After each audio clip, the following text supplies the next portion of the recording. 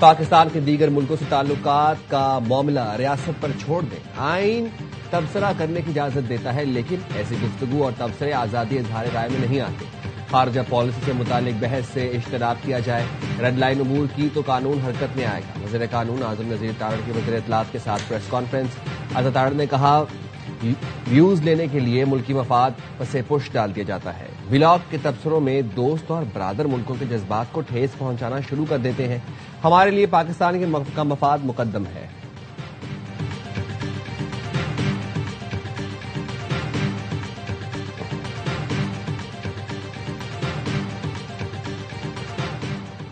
ملک میں تیل و گیس کی فراہمی بہتر کرنے کی کوششیں، وزیر اعظم کی ہدایت پر خصوصی کمیٹی کا اجلاس آج پھر ہوگا۔ ذرائع وزارت خزانہ کا کہنا ہے، تیل اور ڈیزل کے کارگو ٹینکرز پاکستان پہنچ گئے، تیل اور ڈیزل کی سپلائی اب بہتر ہو جائے گی۔ ایندھن کی مستحکم فراہمی کے لیے مزید ٹینکرز جلد پاکستان آئیں گے۔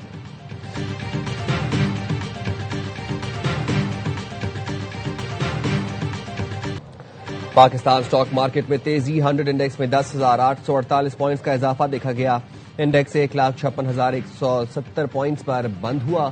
مارکیٹ 5% سے زائد بڑھنے پر ٹریڈنگ 1 گھنٹے کے لیے روکی بھی گئی۔ بین الاقوامی منڈی میں خام تیل کی قیمت میں 21% کمی، خام تیل $119 سے کم ہو کر $90 فی بیرل پر آ گیا۔ لندن برینٹ خام تیل $94.27، ویسٹ ٹیکسس خام تیل $90.27 پر ٹریڈ کر رہا ہے۔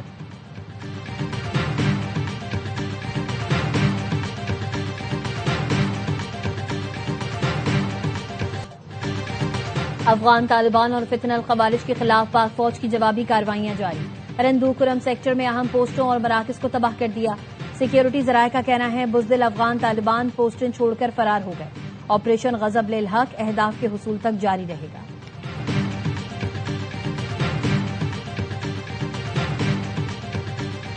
We've struck over 5,000 targets to date, some of them very major targets. And we've left some of the most important targets for later in case we need to do it. If we hit them, it's going to take many years for them to be rebuilt. Iran جنگ ختم ہونے والی ہے، ایران میں ایسی تباہی کریں گے کہ وہ کبھی ابھر نہیں سکے گا۔ امریکی صدر ڈونلڈ ٹرمپ کی پریس کانفرنس، کہا ایران آبنائے ہرمز کو بند کرنے کا کھیل کھیلے گا تو اسے تباہ کر دیں گے۔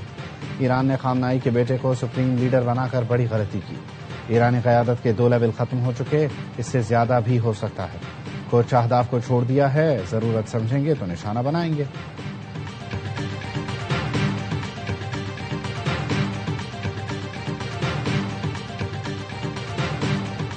نائب وزیر اعظم اسحاق ڈار کی بحرین کے وزیر خارجہ سے گفتگو، مشرق وسطی کی موجودہ صورتحال پر تبادلہ خیال۔ دونوں رہنماؤں نے بحرین پر کیے جانے والے حملوں پر تشویش کا اظہار کیا۔ اسحاق ڈار کا بحرین اور اس کے عوام کے ساتھ مکمل یکجہتی کا اظہار، کشیدگی میں کمی، مذاکرات اور امن کی کوششوں پر زور دیا۔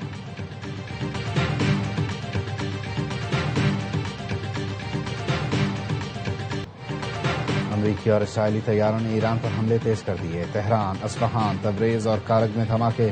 تہران پر حملے میں 40 افراد شہید، متعدد زخمی ہو گئے۔ دفاتر کی کھڑکیاں اور دروازے لرز اٹھے۔ گورنر اصفہان کا دفتر، یونیسکو کے عالمی ثقافتی ورثے اور قدیم شاہی محل بھی نشانہ بنے۔ اصفہان میں نیوکلیئر سائٹس کے قریب دھماکے ہوئے۔ مشرقی تہران میں صنعتی مرکز اور رہائشی عمارتوں کو نشانہ بنایا گیا۔ 1 سال کی بچی شہید ہو گئی۔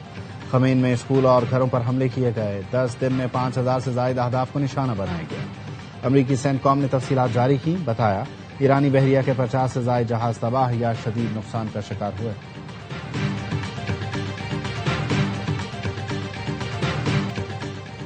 ایران نے اسرائیل کے مختلف شہروں پر میزائل داغ دیے۔ تل ابیب اور مقبوضہ بیت المقدس میں سائرن بج اٹھے۔ اسرائیلی وزارت صحت کا کہنا ہے، 24 گھنٹے میں ایرانی میزائل حملوں میں 191 افراد زخمی ہوئے، جن میں فوجی اور شہری شامل ہیں۔ ایران کی جانب سے پڑوسی اور خلیجی ممالک پر بھی حملے۔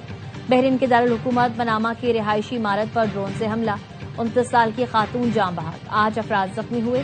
سعودی عرب نے ایران کے ڈرونز حملے ناکام بنا دیے۔ کویت کی وزارت داخلہ کا کہنا ہے، ایران نے 6 ڈرونز فائر کیے جنہیں ناکارہ بنا دیا گیا۔ متحدہ عرب امارات نے بھی ایران سے آنے والے میزائل اور ڈرون حملے ناکام بنا دیے۔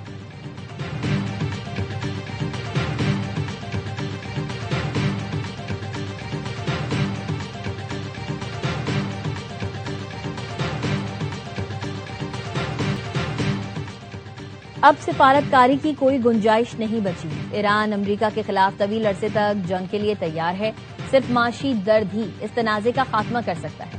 ایرانی سپریم لیڈر کے مشیر خارجہ کمال خرازی کہتے ہیں نئے سپریم لیڈر کے انتخاب کا مطلب نظام کام کر رہا ہے. امریکہ جھوٹا بیانیہ بنا رہا ہے کہ ایرانی عسکری طاقت کمزور پڑ گئی. ایرانی افواج اس وقت بھی طاقت رکھتی ہیں. اسلحہ اور بارود ایران خود بناتا ہے, کسی اور پر انحصار نہیں کرتا. ایرانی وزیر خارجہ عباس عراقچی نے کہا امریکہ سے مذاکرات اس وقت خارج از امکان ہیں. ہمیں امریکیوں کے ساتھ مذاکرات تلخ تجربہ ہے. ہم پر جنگ مسلط کی گئی ہے. ہم جو کچھ کر رہے ہیں وہ خالصتاً اپنا دفاع ہے.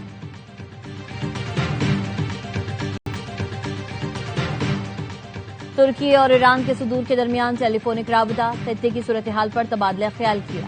ایرانی صدر مسعود پزشکیان نے کہا ترکی پر ایرانی میزائل حملے کے الزام کی تحقیقات کے لیے ایران اور ترکی کی مشترکہ ٹیم تشکیل دینے کو تیار ہے. ایران ہمیشہ سے تناؤ کم کرنے کے لیے آمادہ رہا ہے. چاہتے ہیں پڑوسی ممالک کی سرزمین, فضائی اور آبی حدود حملوں کے لیے استعمال نہ ہو. ترک صدر رجب طیب اردوان بولے ترکی خطے میں تناؤ کم کرنے کے لیے کردار ادا کرتا رہے گا. ایران کے اندرونی معاملات میں مداخلت ناقابل قبول ہے. ہم کبھی ایران کے مد مقابل نہیں آئیں گے.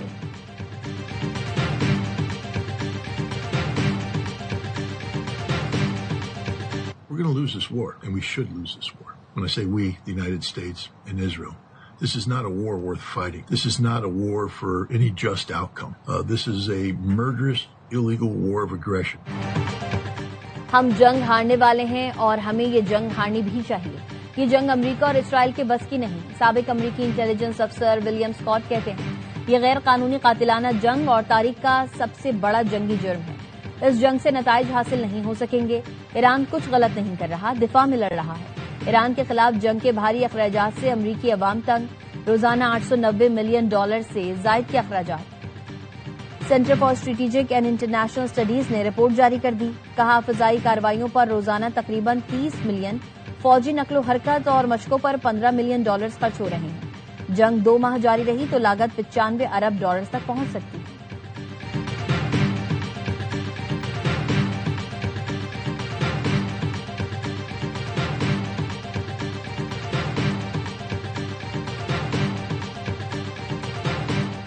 بحرین میں اسرائیل کے لیے جاسوسی کرنے والا بھارتی انجینئر گرفتار. بحرینی حکام کے مطابق بھارتی ٹیلی کمیونیکیشن انجینئر نتن موہن نے بحرین کے اہم اور اسٹریٹجک مقامات کی جیو اسپیشل معلومات, تصاویر اور ویڈیو ریکارڈنگ خفیہ طور پر اسرائیلی خفیہ ایجنسی موساد کو فراہم کی. ابتدائی تحقیقات میں ثابت ہوا کہ بھارتی جاسوس کی موساد کو فراہم کردہ معلومات غیر ملکی انٹیلیجنس کے تجزیے اور ممکنہ ہدف بندی میں استعمال ہو سکتی تھیں. بحرینی وزارت داخلہ نے بھارتی جاسوس کی گرفتاری کی تصدیق کی. تحقیقات کی تفصیلات جاری نہیں تھیں.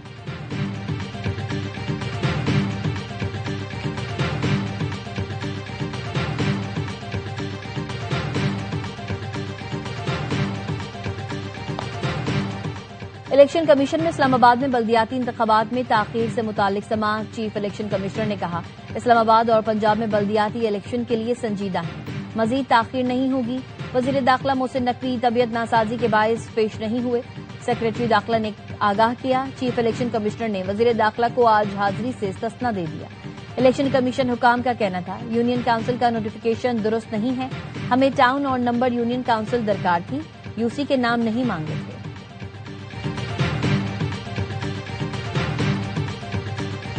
وفاقی وزیر داخلہ محسن نقوی سے اہل تشیع کے علماء کرام کی ملاقات. موجودہ صورتحال کے تناظر میں تمام جلوس نماز مغرب تک ختم کرنے پر اتفاق. محسن نقوی کا کہنا تھا عزاداروں کی حفاظت اور سہولت کے لیے ہر ممکن اقدام کیا جائے گا. موجودہ صورتحال میں علماء کرام کو بھائی چارے اور اتحاد کو فروغ دینا چاہیے. علماء کرام کا کہنا تھا دشمن کی سازش کو اتفاق کی قوت سے ناکام بنائیں گے.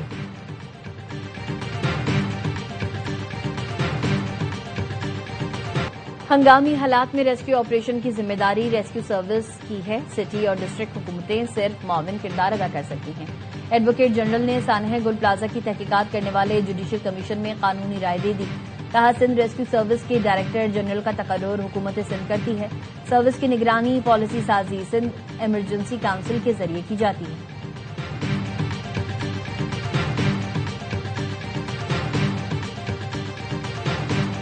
India's animosity towards Pakistan and the sole objective of its Afghan policy being to destabilize Pakistan, had not a word about the terrorist threat emanating from Afghanistan, which has targeted Pakistan and which many council members have highlighted in their statement. Bharat Afghanistan کے ذریعے پاکستان میں دہشت گردی میں ملوث ہے. بھارت کو افغان سرزمین دہشت گردی کے لیے استعمال نہیں کرنے دیں گے. پاکستان کے مستقل مندوب عاصم افتخار کا سلامتی کونسل سے خطاب. کہا بھارت نے ہمیشہ خطے میں تخریب کار کا کردار ادا کیا. بھارت پانی کو ہتھیار کے طور پر استعمال کر رہا ہے. بھارت کی افغان پالیسی کا مرکزی نقطہ پاکستان میں عدم استحکام ہے. بھارتی نمائندے نے افغانستان میں جانی اور مالی نقصانات پر تقریر کی، لیکن افغان سرزمین سے ہونے والی دہشت گردی پر ایک لفظ تک نہ کہا. افغانستان میں T T P, B L A اور دیگر دہشت گرد تنظیموں کی پناہ گاہیں ہیں. ہمسائے کی حیثیت سے پاکستان نے طالبان سے مذاکرات جاری رکھے. طویل صبر کے بعد پاکستان نے 21 فروری کو ٹارگیٹڈ جوابی کارروائی کی. انٹیلیجنس بنیاد پر 7 دہشت گرد کیمپوں کو نشانہ بنایا.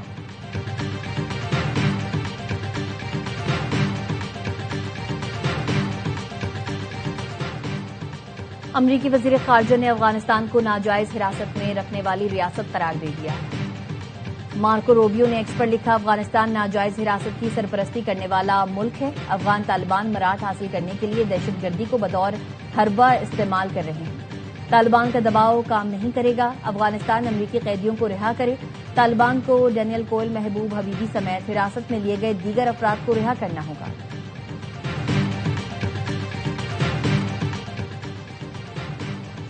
کراچی پولیس کا منشیات فروش کانسٹیبل انعام اللہ ملی سے گرفتار. 1 کلو 250 گرام چرس برآمد. تھانہ شاہ لطیف پولیس نے کارروائی کی. گرفتار کانسٹیبل انعام ایس پی آفس ملیر میں تعینات ہے.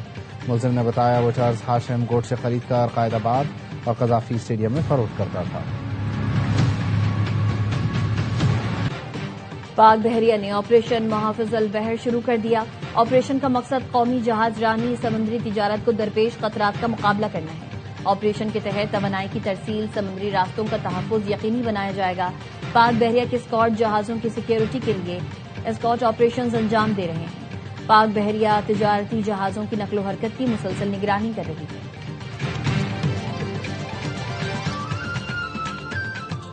اور ملک بھر کے لاکھوں مسلمان آج سے اعتکاف کریں گے. تاک راتوں میں شب قدر تلاش کریں گے. مساجد اور گھروں میں تیاریاں جاری ہیں.